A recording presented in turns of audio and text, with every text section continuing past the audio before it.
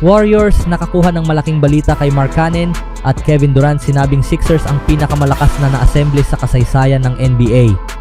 Walang duda si Kevin Durant sa posibilidad na mapagtagumpayan ni LeBron James ang kanyang bagong hamon sa Philadelphia Sixers dahil hinulaan niyang magiging isang napakalakas na team ang bagong anyo ng super team na ito.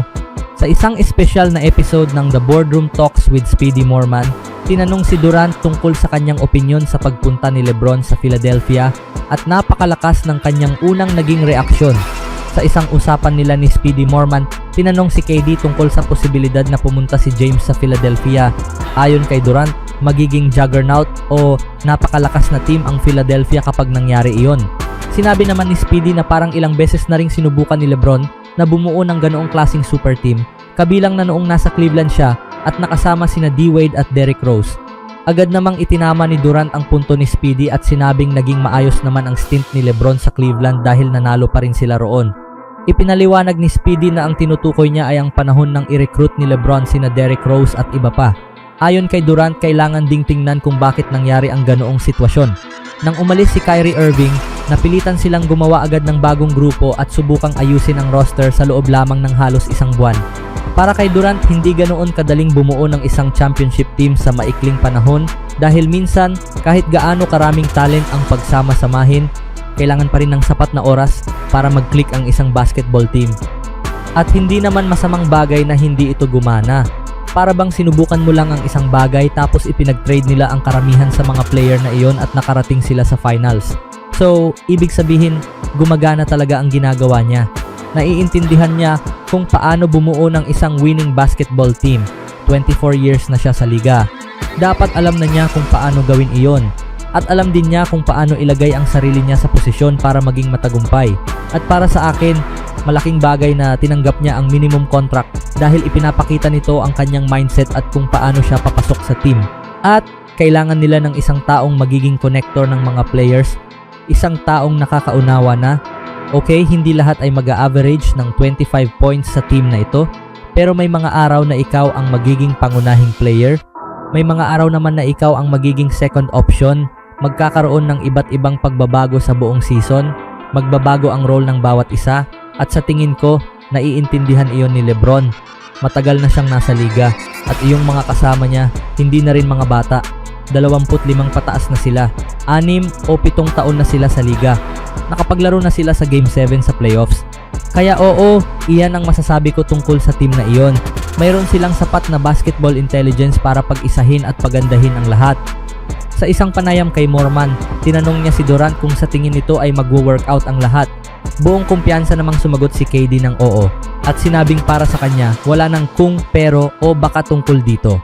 Binigyang diin niya na mahalagang tandaan na mayroon silang championship winning coach na alam kung paano pagsasama-samahin ang mga pyesa ng isang team. Bukod dito, mayroon din silang general manager sa front office na dating nanalo ng championship kasama nila sa Warriors at may kaalaman kung paano bumuo ng isang dynasty. Kaya kung titingnan mo lang sa papel, nasa kanila na ang mga kinakailangang pyesa. Pero syempre kailangan pa ring laruin ang mga laro at kailangan mong umasa na magiging maayos ang kalusugan ng lahat at iba pang bagay. Pero pakiramdam ko, mayroon silang mga taong talagang eksperto sa basketball para malaman kung paano ito gagawin. Sumali si LeBron sa isang loaded na Sixers roster na kinabibilangan nina Joel Embiid, Jaylen Brown at Tyrese Maxey. Kaya nagkaroon ang franchise ng napakalaking koleksyon ng mga veterano at subok ng talento. At para kay Durant, may mahalagang ipinapakita rin ang desisyon ni LeBron na tanggapin ang minimum contract tungkol sa kanyang intensyon. Ang pinakamalaking responsibilidad ni James ay hindi magiging ang pag-score. Sa tingin niya, maaaring maging connector si LeBron na siyang lubhang kailangan ng Sixers para mapamahalaan ang isang roster na puno ng mga player na sanay magkaroon ng malalaking scoring nights halos araw-araw. Hindi lahat ay mag-average ng 25 points sa team na ito. May mga araw na ibang player ang magiging pangunahing option habang maaaring magpalipat-lipat ang mga responsibilidad sa buong season. Dahil sa karanasan ni James, inaasahang magiging mahusay siya sa pag-manage ng mga ganitong sitwasyon. Naniniwala si Durant na may sapat na karanasan at talento ang Sixers para maging tunay na championship contender. Hindi na baguhan sa playoffs ang kanilang core at malaki rin ang tiwala niya kina Nick Nurse at Bob Myers. Ang pangunahing problema lamang ay ang kalusugan at availability ni Embiid. Sa kabila nito, tingin ni Durant ay kumpleto na ang mga piyesa ng Sixers at maaari silang maging dominanting powerhouse sa liga. Sa kabilang balita, kailangang tuklasin ng Golden State Warriors ang lahat ng posibleng paraan upang mapabuti ang kanilang team sa paparating na season at maaaring maging available ang isang all-star NBA talent na matagal nang gusto ng prangkisa. Ayon sa isang bagong ulat, ang star ng Utah Jazz na si Lauri Markkanen ay kabilang sa mga nangungunang player na posibleng mapunta sa trade block ngayong season. Dati nang nagpakita ng interes ang Golden State sa kanya, ngunit noon ay masyadong mataas ang hinihinging kapalit ng Utah. Marami na ring nagbago mula noon. Pinangalanan ni Bleacher Report writer Greg Swartz si Markkanen bilang isang posibleng trade chip at ipinaliwanag kung bakit maaaring piliin ng Utah na pakawalan siya. Ito ang dahilan kung bakit dapat i-trade si Markkanen. Ang core ni na Peterson, Keyonte George, Ace Bailey at Jackson ay pawang 26 years old pababa. Samantala, magti-30 na si Markkanen sa susunod na summer at hindi siya tugma sa timeline ng grupong ito. Kinukuha rin niya ang starting spot na maaaring mapunta kina Peterson o Bailey, na siyang dalawang players na may pinakamataas na potensyal sa team na ito. Naniniwala si Swartz na ang mas malaking pamumuhunan ng Utah sa kanilang mga young talents ay maaaring mga hulugan ng pagtatapos ng panahon ni Lauri sa prangkisa. Sina Jaren Jackson at Darren Peterson na ngayon ang dalawang pinakamahalagang players ng team. Maliban na lamang kung magkaroon ang Jazz ng magandang record na magpapakitang may malaking tsansa silang makapasok sa playoffs pagsapit ng trade deadline, maaaring i-trade si Markkanen, lalo na dahil malaki ang interest dito ng mga teams na tulad ng Golden State.